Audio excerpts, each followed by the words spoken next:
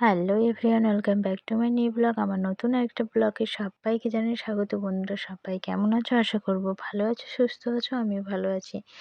তো শীত মানেই পিঠে পুলি বাঙালিদের। তো আজকে আমাদের বাড়িতে ফার্স্ট টাইম প্রথম পিঠে ভাজা হচ্ছে। তো ভাবলাম তোমাদের সাথে শেয়ার করি। তো এই পিঠেটা তৈরি ভেজা চালের আটা দিয়ে।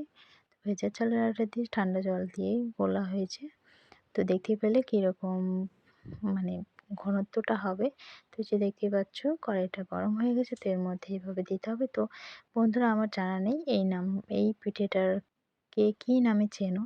তো যে নামেই চেনো না কেন অবশ্যই কমেন্টে জানিও। তো পুরো ভিডিওটি দেখো বন্ধুরা, আশা করি তোমাদের ভিডিওটি ভালো লাগবে। ভিডিওটি ভালো লাগলে অবশ্যই লাইক কমেন্ট শেয়ার করে দিও। আর চ্যানেলটি সাবস্ক্রাইব করে না থাকলে চ্যানেলটিকে সাবস্ক্রাইব করে দিও।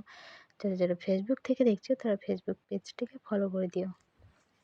আর কার কার এই পিঠেটি পছন্দ অবশ্যই কমেন্টে জানিও। তো এই যে দেখো বন্ধুরা, কতগুলো পিঠে ভাজা হয়ে গেছে। তো আর কিছুটা বাকি আছে, যে দেখতে পাচ্ছ হাঁড়ির মধ্যে। তো এটা কমপ্লিট হয়ে গেলেই হয়ে গেল।